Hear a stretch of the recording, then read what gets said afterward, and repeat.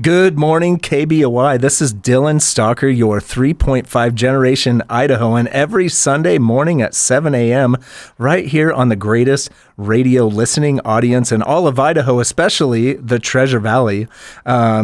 This introduction that I am about to give you, I'm actually going to read. I've written this because the person that I'm about to introduce you to is very important to me and somebody that I've enjoyed having a relationship with for over 20 years.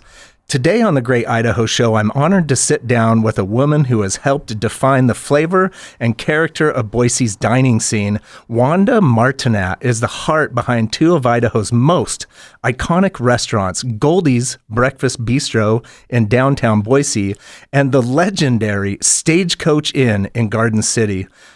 From revitalizing local institutions to preserving culinary traditions, Wanda's story is one of grit, family roots, and a deep love for community. Her journey weaves through Boise's rich history, her parents' resilience through World War II internment, and her own mission to keep Idaho's classic comforts alive. Whether you're a regular at Goldy's or you remember pulling up to the Stagecoach for a plate of crackleberries, you've likely experienced Wanda's passion firsthand. Let's dive into a story behind the menus, the memories, and the woman who made them matter. Welcome, Wanda. Thank you. What an introduction. Yeah. So it's not crackleberries. It's cackleberries. It's cackleberries. I told you I was reading and I'm a terrible reader. No, that's all right. I think I got a C. What is that? I got a D+. I passed in reading. That's funny. Yeah, when I was listening to everything. Yeah, it's cackleberries. Cackleberries. Yep. Thank you. Yeah, the 2-egg breakfast at the Stagecoach. Oh, my goodness. So, Wanda, my goodness. Yeah, 20 years ago, my wife and I, with our firstborn in hand, came walking into Goldy's restaurant, and there is one of the coolest people I've ever met in my life working at the hostess station, while managing the restaurant. Yep, they used to call me the lady at the curtains, the lady by the door. They had no idea that I owned it, and that's kind of how I like to keep it. But that was my position there, was the door lady. And, we're talking utter professionalism here across the whole restaurant. There's a reason why it's been a staple. I mean, I don't know of any other breakfast restaurant in downtown Boise that you can enjoy that gives you the full city feel of a clean and beautiful downtown Boise, Idaho, and go and get a great, consistent meal where somebody who at the hostess station never forgets a name, Wanda. I don't know how many names you've got registered in that brain of yours, but girl, you keep it straight. Well, I have to tell you, I had a list underneath that clipboard that I put the names and the cell phone numbers. That's how we got everybody to go into Goldy's. It only seated 56 people. Yeah. So downtown, there's a lot of people at one time. And that was before that we had the coffee shop, where we could house people. But our whole mantra was when we got on a waiting list, we would tell people to look at the city, go downtown, give me your cell phone number, and I'll call you when your table's ready. So that's kind of how I became the door lady. So, but in that spot, because Goldy's was so small and compact, you could be at the door, look at the 3 cooks that are online every day. Just hustling. Every day. And there's 3 servers, 2 bussers, the door person and the cashier every day, and then 2 prep people and dishwasher. And I can literally see everybody there except for the downstairs prep person. So for a restaurant, like being in the restaurant business as long as I was before I bought Goldy's, that was the best concept I've ever worked in. And talk about efficiency, right? What you just described for how many great meals that restaurant pushes out. And I tell you, over 20 years, I've ordered the same thing every time because I'm just one of those people, chicken fried steak and eggs and corned beef and hash because I'm an Idaho boy. Yep. And that corned beef and hash is perfect every time. and the chicken fried steak and eggs is perfect every time. I've never, ever had a miss. Oh, that's good. That's good to hear because we don't always do 100%, but it's great when we hear that. So, everybody's got a bad day in the kitchen. Yeah, everybody does. Serving, If they don't say they do, they're lying because truthfully is, you're working with human beings and things that you don't always know how the customer wants it. The one thing about Goldy's, it's a made-to-order breakfast, so you don't get anything that's been sitting around. Everything's made to order. So if you get it wrong at that point in time, it takes a little bit to get it. So so something comes out wrong, it's going to be made to order again. It's going to be made to order again, more with the fast efficiency behind the other tickets that we have going. But our food isn't fast food there. It's going to take a little bit, but I think people appreciate it for sure when they see the quality of the the product. Yeah, I mean, the whole restaurant experience is front end and back end, complete working together to make everybody have a positive experience from the moment they're met at the door to sat down and served and the whole thing. And I'm telling you what, ladies and gentlemen, if you're new to Boise, if you're new to the Treasure Valley, there is a lot of flashy restaurants coming up in the area with lots of Instagram posts and lots of fun little pictures. But when it comes to breakfast in downtown Boise, Idaho, the full appeal, your experience through Wanda Martinat's leadership at Goldy's restaurant, there's nothing better. I'm telling you, you won't be disappointed. Well, thank you. Thank you. I haven't been disappointed for over 20 years. We've been serving you for a long time. So it's good to see you at both places now that I'm over at the Stagecoach too. Yeah. So you did mention something about the efficiency. There's one thing that we do train really well, and I can do it better at Goldy's than I can do anything. And that's by we use our eyes. So when we hire somebody, especially out front, you said you're always looking up front to the person at the door. And so when that person, we start seating, clearing tables, we put our fingers up and tell them how many people are coming in. And then they know the routine. It's all being taught with your eyes, and we tell them it's a small parameters.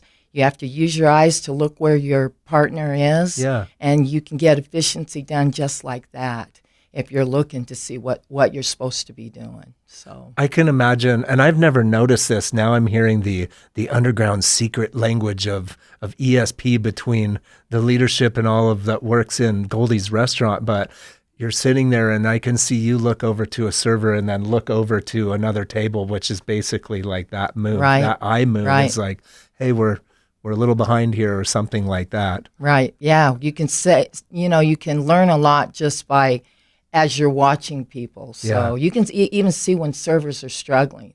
And that's when you snap your fingers and someone's over there to help over. So that's the one thing that I feel like we really, really do well as a staff up front.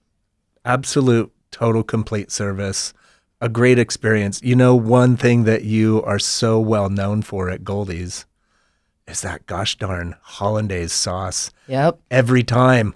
Yep.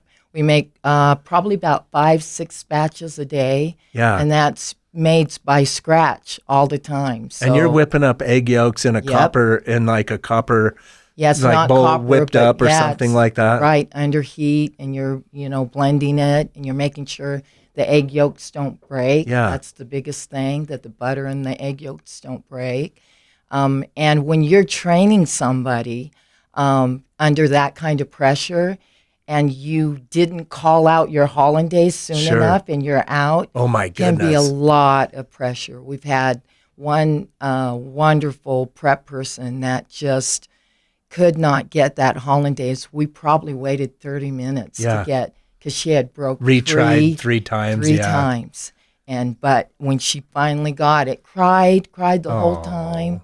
But when she finally got it, that was her goal. So that's got to be one of the most noted staples of Goldy's, is that hollandaise sauce is fresh and perfect every single time I've ever had it. Yep. And definitely the best eggs Benny and of many types in the entire Treasure Valley. Well, I hope so. I'm a super fan. We do, we go out all the time too. So, hollandaise isn't an easy thing to put on your menu. A true hollandaise isn't easy to put on your menu. I've oftentimes for like an Easter or family event, wake up, breakfast in bed from a lady. Her favorite is Eggs Benedict, and tried to make that gosh darn sauce. Yeah. And I broke it 3 times, and it just, you can tell when it goes bad. It's just like one side runs from the other and it looks like something you don't want to have. It looks like it's okay, but it's not. Yeah, you can tell. You went too far. There's butter grease all over it. Yeah, exactly. So this is Dylan Stalker, your 3.5 generation Idahoan. Ladies and gentlemen, I am literally just trying to connect you all to the many wonderful things and people and businesses and places that I've personally done business with. And just from my opinion, and I can assure you that if you choose to go to Goldy's restaurant or the Stagecoach Inn and down in Garden City, you're going to get a top quality experience. I've been doing both restaurants for 20 years.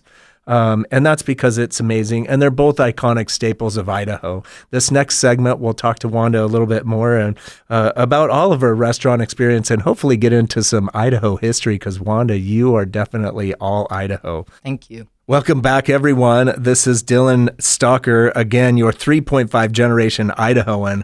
The Great Idaho Show, thegreatidahoshow.com, right here on 670 AM, 93.1 FM, KBOI, the greatest radio station in all of Idaho, especially the Treasure Valley and surrounding areas. We are welcoming back Wanda Martinat of Goldy's Breakfast Bistro, downtown Boise, Idaho, and the Stagecoach Inn in Garden City, 2 iconic restaurants in the Treasure Valley. If you've never been there, I'm such a new and learning radio host that I need to mention our sponsor, Old Arms of Idaho. Old Arms of Idaho are your collectible Western militaria and firearms specialist. If you think it's a curio, a relic of something that you would take to the Antique Roadshow or something like that, they are there to help you discover the value, the history, and all of it is important about it. Give them a call, 208-602-6027, or it's just quite simply oldarmsofidaho.com. So again, we're sitting with Wanda Martinat of Goldy's Breakfast Bistro and the Stagecoach Inn. Wanda, let's tell us a little bit of story. Like, you were an Idaho girl. You've born and raised. Yep, born and raised in Caldwell. Yeah. My parents were farmers. Okay, so my parents were part of World War II. Yeah. So my mother lived on the West Coast in Gresham, Oregon. Mm-hmm. And then my dad, she was only 13. Yeah. Okay. And my dad was 17 when all the Japanese got relocated. Oh, my goodness. Off the West Coast. So my mom's family all got incarcerated. They had to wait in the Portland horse arena before they built Minidoka, which is, a camp here by Twin Falls, Burley, out Hunt, I think is the city or town that it was in. And anyway, they built that, and once they built that, they railroaded him, trained him, and then barracked him in Minidoka. And so there were barracks of like 300 or 400 to a barrack, and my family was all, my mom's family was all in one of them. And then my dad, too, they weren't married at the time. Yeah. Had to be fingerprinted and into a relocation camp, but he enlisted for the United States, and that became the 442, the most decorated, regiment in World War II. My goodness. Their mission was to find this lost battalion, this Houston Lost Battalion in France, and so they took all the Japanese men over there, and my dad got shot right away. So, just right out of the first day? Not first day, but he got shot right away. But a lot of his friends, had died, during that time, and they made it to a French hospital where he recovered and then was been able to go back to the States. So then he farmed for a company called J.C. Watson's out of Parma, which still is owned and operated over there. I'm going to guess, though, onions. onions, potatoes, Yeah. sugar beets. Everything. Yeah. Yeah, agriculture. So Yeah. we lived out that way. And then my husband and I, we went to school at Valley View High School. Oh, Yeah. So cool. little farm school. Not so little now. Goodness. But at that time, we graduated with 100 kids. Yeah. So anyway. It's like a graduating class of 100. Well, a graduating class of 100. Everybody knew everybody. Everybody knew everybody. They were all completely crazy. Yes. Small kids. Yeah, not Small me. Idaho kids. Not me. Not- My husband not was Wanda. crazy, but not me. So, but anyway, we, as a family, we all worked the farm. Yeah. But there was a little drive-in restaurant called the Decoy Drive-In by Lake Lowell. Did you ever remember? No, I mean, I'm a born and raised Idaho kid. Yeah. Moved to Boise in 2001, just before I met you, but, Okay, yeah. Anyway, there was a drive-in restaurant real close to the lake, and my girlfriend needed a job, so she asked me if I would go in and apply with her. And so I filled out an application, and they hired me. And so at age 14, that's where I started my restaurant profession, was at a little drive-in restaurant, by Lake Lowell. I love that you say that, because in the world today, we can barely get a child out of our house up to the age of 30. Yep. And we're talking about your parents. Well, I don't think I'm saying the age of your mother and the age of your dad when they were experiencing what they were experiencing before your dad went to World War II. I mean, life was tough, and you had to be tough, and you went out and you did something at a young age, and the young individuals are actually much smarter and more capable than anybody gives them credit for. True. And we're robbing them of that. Yeah, we are. And you're a testament to that. Start your whole restaurant experience at 14, and now you own two of the most iconic restaurants in Boise. And I mean that as far as the terms. I mean, the Stagecoach Inn, its long-term history is just it's like amazing. Anything else. You got to really love what you do. Yeah. So I'm 14, and I'm not 14 anymore. Yeah. I'll be 69 here in June. Oh, you are a and champion, I've still Wanda. been in the restaurant business, and all the things that we've been through in the last 5-6 years, you still have to love it to be in it. Oh my It's goodness. always challenging. It is trying to crush you at all angles. Yeah, it does, but you just have to. I think the older you get, you just are a little more patient. You're not as nervous. You'll get through it. You have to hire right and just understand, we're going to have some difficult times. Yeah. I don't know what it's going to be, but when we go through it, I'll let you know. Yeah. So, but sometimes after it's over, you're just like, wow, that was a really rough time. What just happened here? Sure. So hiring, interesting one that you Yes. mentioned that. Some people have a hiring question that they base a lot of things on. Me, I always ask everybody, what's your character flaw? We always have one. And are they going to come out with a good one? Because everybody's got a flaw. Yeah, very true. What's your thoughts on hiring in the restaurant business? Anybody who's got a restaurant out there? Well, I think you just have to be really, really patient, because this generation is not looking for longevity. So our goal is, hey, do you have bills? Do you, are you looking to stay in this job? Do you like this job? Yeah. A lot of it. Because it's not a fun job to be in. Like everybody wants to own a restaurant until they own one. Oh my goodness. Not this kid. Yeah. So, you have to really see if they're now used to be able to have people that have worked 3 to 4 years. Yeah. Now it's 6 months. You're lucky if you get a year. That is just so tough. It's just really, really tough. I think COVID has a lot to do with that, because you can't get some of those people back to know what a work week is, or they'll go, well, I'm not going to work Saturday or Sundays. Can you imagine at Goldy's not working This Saturday? is the restaurant Sunday? business. This People is a are eating restaurant. on Saturdays and Sundays. Yeah. So I see it changing a little bit right now, but I don't see a big impact of people really, really wanting, to stick with it. And now, like if you're a server, you're making more money than you ever have. People are very generous. Yes.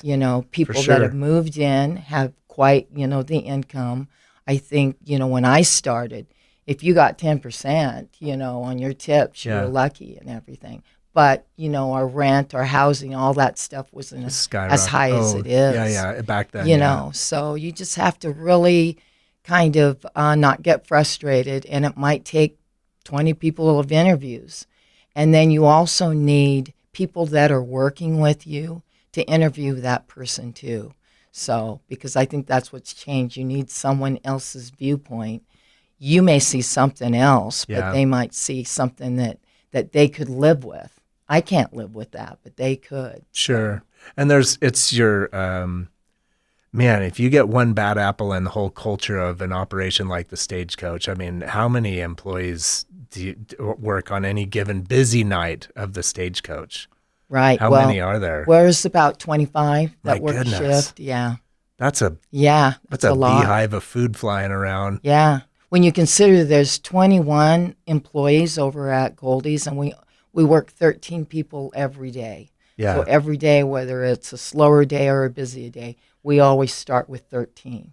You plan for the worst and hope for the best every single day of your life. And Stagecoach, of course, is different. It opens at 11 o'clock and then it closes at 10 o'clock or 11 on the weekend. So you need two staffs for that. Multiple shifts. Yeah, so. Well, I'm fascinated. A business person who can see the transactional relationship of what you do. You've got the transaction of your clients. Every transaction requires work. You got the transactions going out the door with your vendors that supply you all this food and all of the supply chain issues to manage two entirely different types of restaurants that come from different sources. You got to be slightly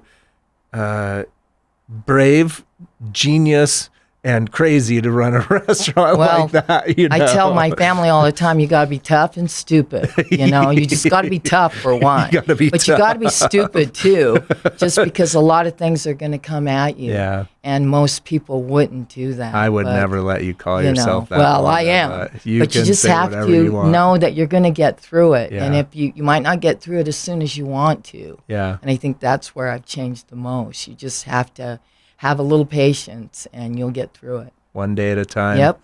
One day, this day, a beautiful day this morning on KBOI 670 AM 93.1 FM. This is Dylan Stalker, your 3.5 generation Idahoan, sharing with you the great experience of Wanda Martinat, the owner of Goldy's Restaurant, the owner of the Stagecoach Inn, two iconic restaurants in Boise, Idaho.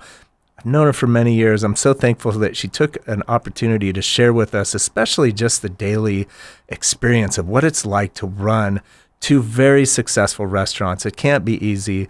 Again, this is the Great Idaho Show, thegreatidahoshow.com, right here on 670 AM, 93.1 FM. We'll be right back here in just a moment while we hear from some of our other sponsors. Thank you. Welcome back, everyone. This is again Dylan Stalker, your 3.5 generation Idahoan. What is great about Idaho? thegreatidahoshow.com.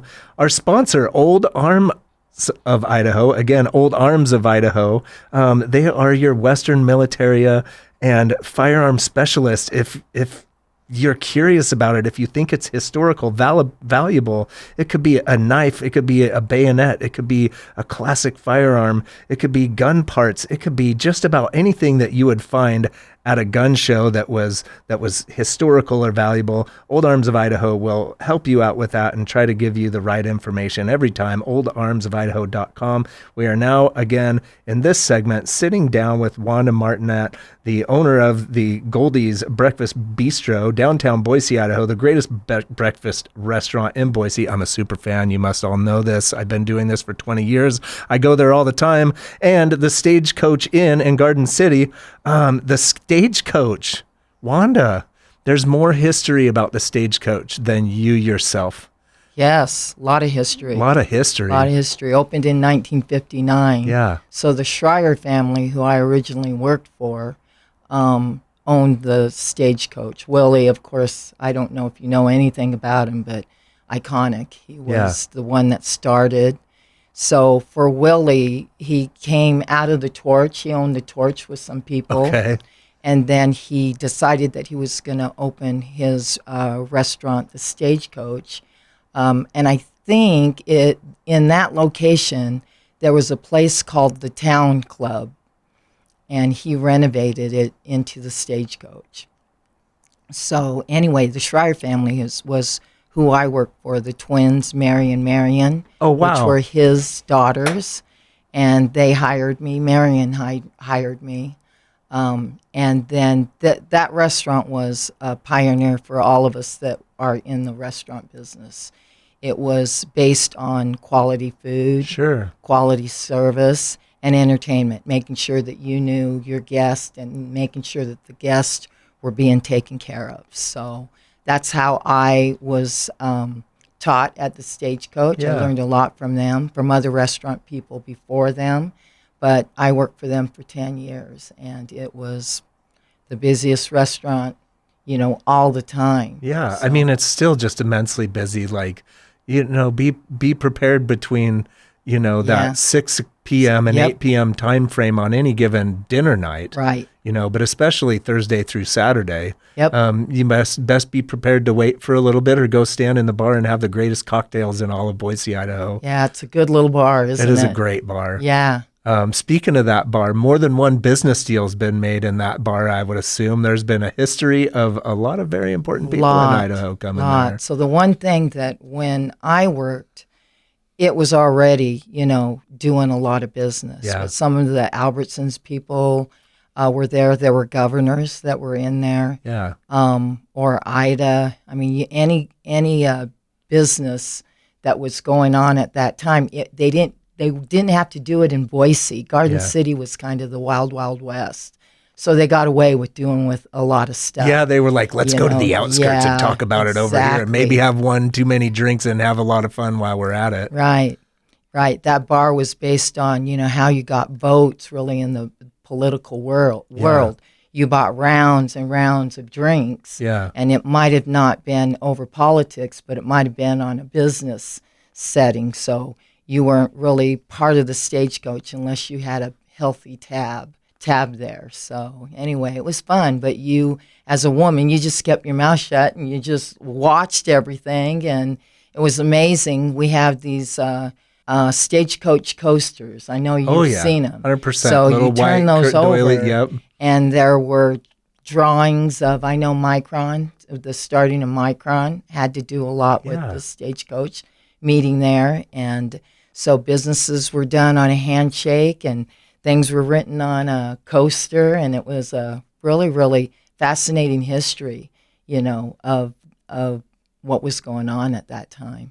I love the bar for myself because my wife and I have had many family decisions and business decisions, and I've taken many of our clients there for the great experience. But it's so funny how you can just be off in a design or be right on, that the design of that bar and the booths are such that you can have a pretty important conversation between you and the 4 people that can fit in that booth. Yeah. And the sound doesn't go up and over and nobody can actually hear what you're saying. Well, I think before there could, but when co-owners, helped remodel that, there's a little cushion on top of those booths that they extended because they did a lot of business there also. Sure. And they felt it needed to be a little bit more private because you could hear everyone's conversations back then. Yeah. And so maybe that's why now, you don't hear it as much as they put a little cushion. You'll have to look the next time. It's just cozy.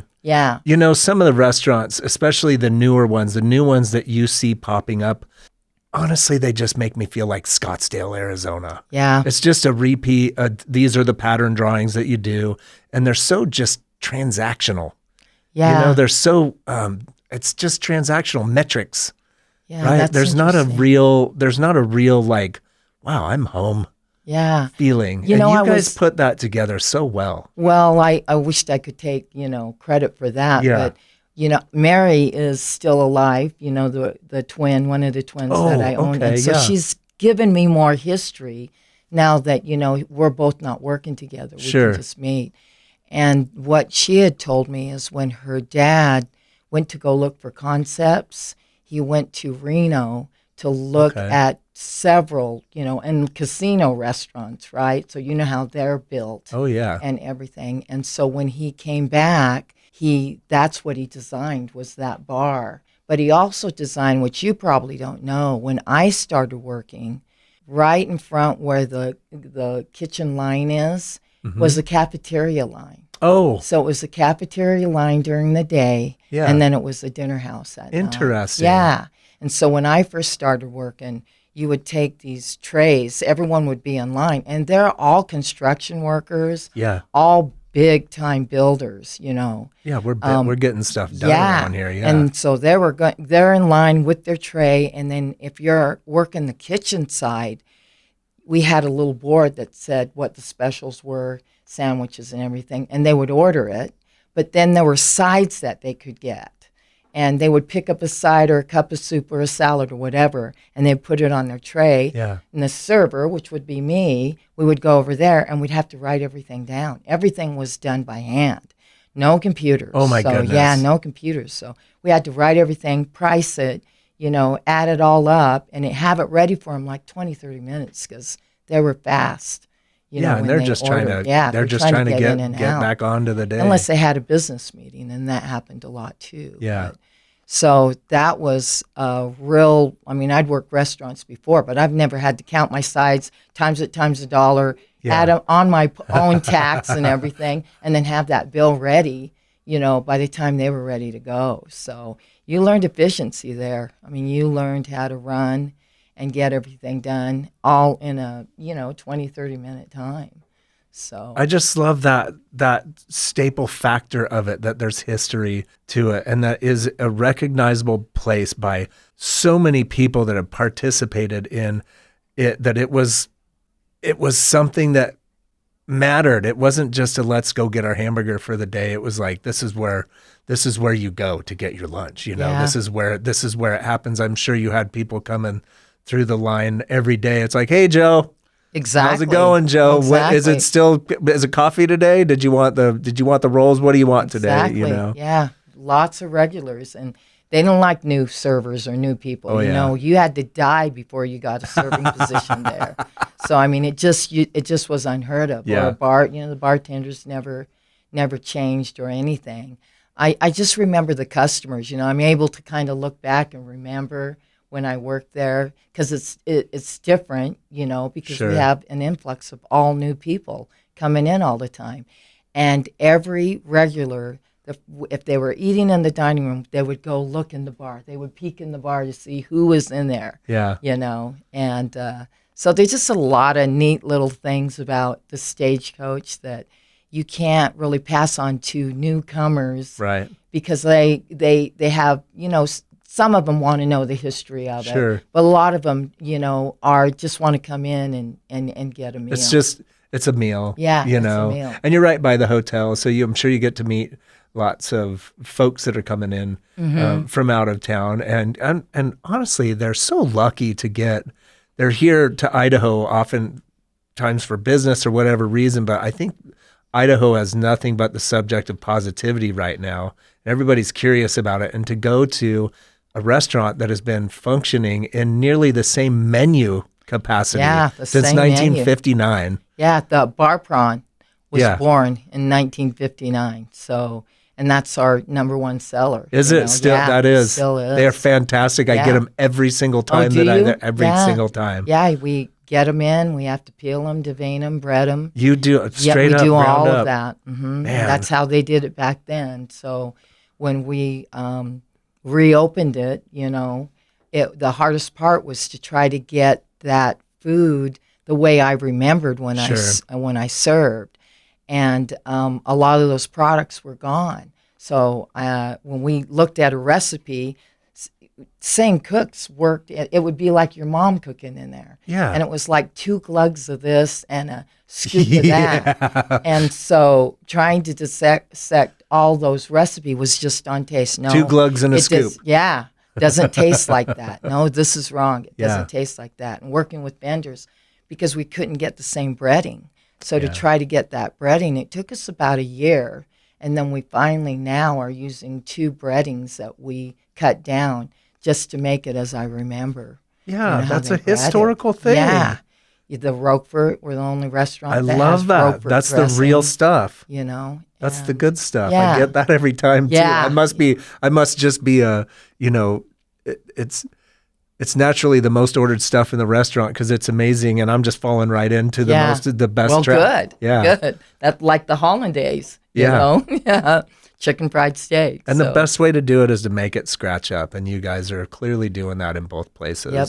And so, ladies and gentlemen, the Stagecoach restaurant has been presenting the same quality menu with an old world feel since 1959. We are still have pretty much the same whole menu. It is, really. And we it's don't a have steakhouse. lobster, there's a couple things, but for the most part, it's the same menu. Yeah. Yeah. And if you're a steak person, there's nowhere else you need to go. I mean, steak is cooked right or wrong, and they cook it right every time. Yeah. Well, maybe not every time, but we'll try to get it right. Yeah. Well, again, I'm a super fan. That's why we're here. Been going to participate in your wonderful restaurants for over 20 years. You mentioned something. You've been in restaurants going from the ticket to POS. Which I hated. Oh my gosh. When we bought Goldy's, so I go from the Stagecoach to Goldy's, they're on a POS system. Yeah. And that's the first thing I wanted to get rid of. You just want to tear it out. Be like, this is how you do the tickets. Exactly. All the servers, and I don't know if you remember all the servers at that time, but anyway, they said, no, you can't do that. Yeah. That's the only thing. So I was the only one that had to learn everything, and it was hard for me. You have to retrain yourself. Really, really hard because the computer didn't do what I wanted it to, and I didn't know where to find it. And the thing is, Goldy's menu, you say the Stagecoach menu, simple, still works. Very Goldy's straightforward. is probably one of the hardest menus I've ever worked with. Well, you have custom order breakfast. Every work. But I've never had being raised in Idaho, frittatas. Oh, sure. Frittatas. What is a frittata? It's a quiche omelet. without the crust, right? Yeah. I just call it a baked omelet. But there were things I'd never heard of, right? Taking over a restaurant, and every breakfast has one, extra item. So anyway. Well, I've got my timing a little bit off. This is Dylan Stalker, the Great Idaho Show, and we'll be right back. Welcome back, ladies and gentlemen. Again, this is Dylan Stalker, your 3.5 generation Idahoan, the Great Idaho Show, thegreatidahoshow.com.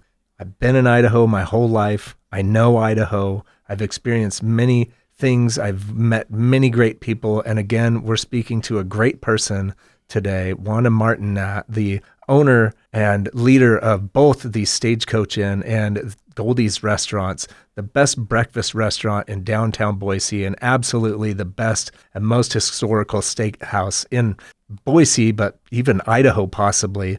Wanda, welcome back to this segment. Hey, thank you. Hey, so Garden City for the Stagecoach. So Garden City, what did I just say? You said Boise. Oh my goodness. Thank you. You know what? I am not a perfect person, and I love radio, and I love that you are just like, feel free to correct me, because I am not a professional radio person. I'm just in love with Idaho, and I think you are utterly fantastic. Me too. So used to not be a big difference between Boise and Garden City, but now with people servers that are over there and co-owners, they want everyone to know this is Garden City, and Garden City is growing. Oh, certainly.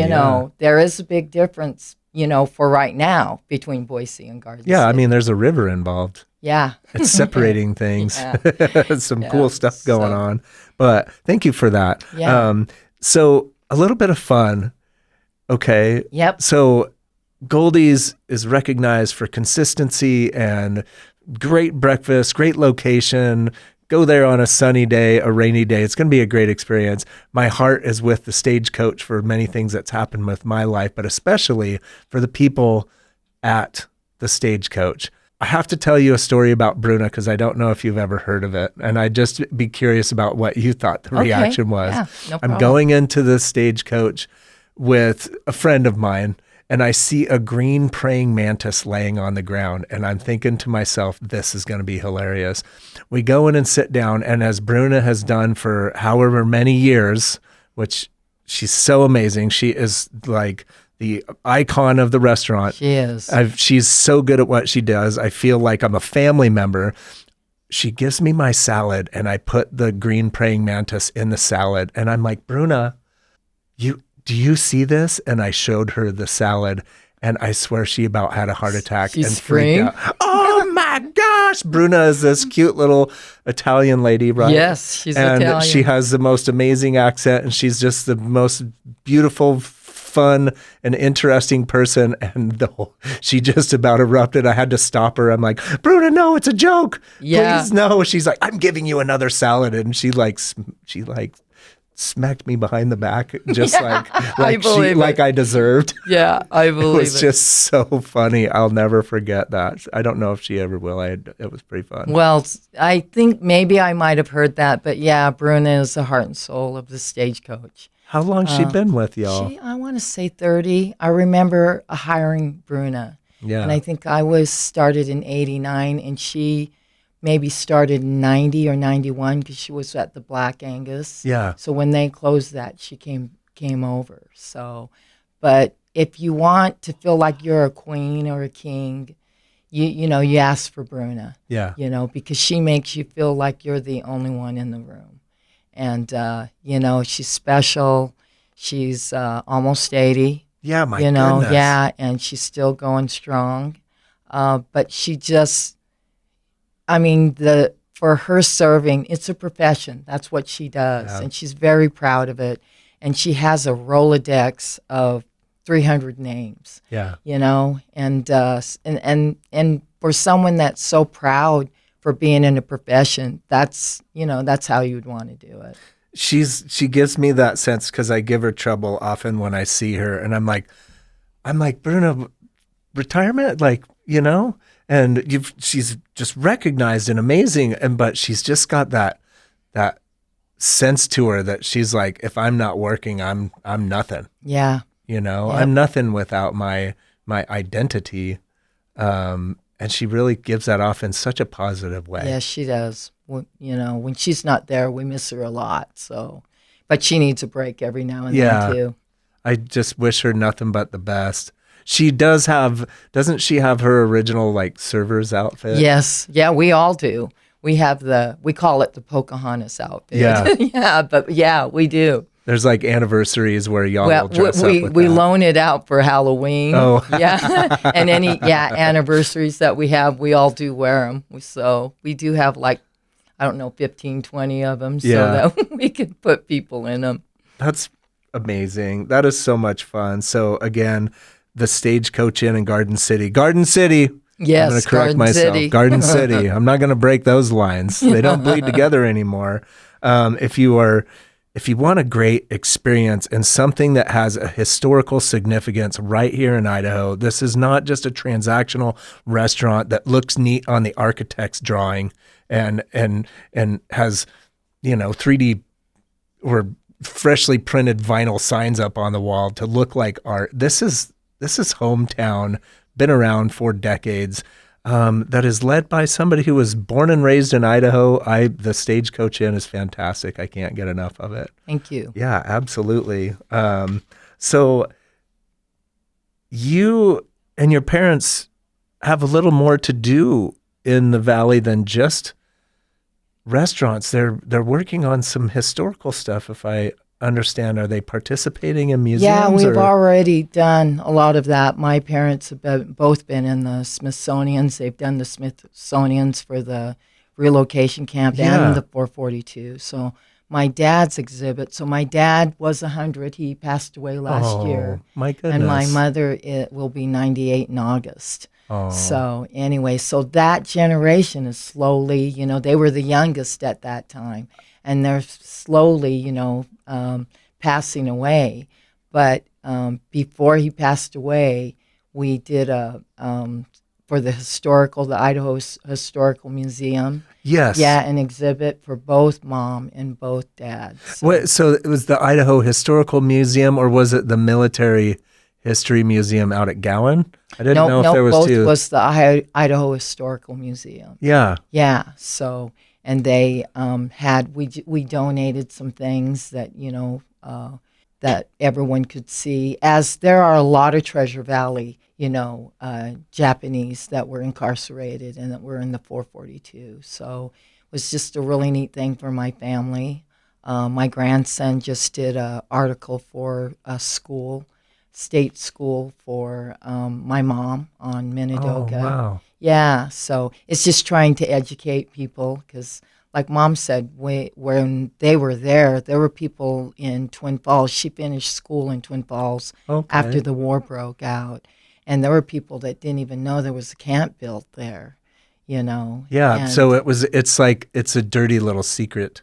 Maybe it it's was not like then, the newspapers are out there Oh, no. like, hey, here's what happened at the camp today, Right, exactly. They're not trying to highlight that sort of thing. So anyway, just part of history that, you never know. You never know what could happen, and that happened to them. But Japanese people are very resilient. They're very, and they were American citizens, so very patriotic. And if that's what they were supposed to do, talking to a lot of them, and my mom and dad, that's what they told us we had to do. So we did it. Just be proud. And, not any violence or anything like that. So, like Dad enlisted with a lot of men, Japanese men enlisted, gave up their life to serve their country, as any military man does, or woman. So anyway, it's a part of history that we want to teach, not just everyone, but our own family. We're from a big family. My parents had 7 kids, so trying to educate everyone just in our own family is pretty hard. So, well, we're coming close to the end of a segment here. I'd have a closing question maybe for you. You've had such a great experience in history in Idaho through all the good and the bad and the challenges of running restaurants and, dare I say, COVID. We'll just leave that right where it's at. Are there any plans or things of the future that are coming up for you as far as Wanda yourself or any of the businesses? What's coming up for you? Well, the restaurants, we just still want to keep running and making sure that, of course, we don't want to run it forever. Yeah. I work with my own kids over at Goldy's, so that's been very, very rewarding. Yeah. And we have a person that's worked for us for over 16, 17 years. So Goldy's, we're trying to nurture someone that's been there, that deserves it, a steward that will preserve it the way it is. I think that's the best way that I want to move on, to get out of the business completely. Who knows? Yeah. I would like to do that. I'd like to spend some time with my family and everything, but you just need to make sure all the things are being done all the time to do that. And the Stagecoach is the same. Once we've got it opened and everything, it's doing so well that I want to be able to find someone in the Treasure Valley that really appreciates, a restaurant like that. But nothing right now. So, well, Wanda, thank you for your time today. I wish you all the best. This is Dylan, the Great Idaho Show, 670 KBOI. May you all have a great day. Thank you. Thank you.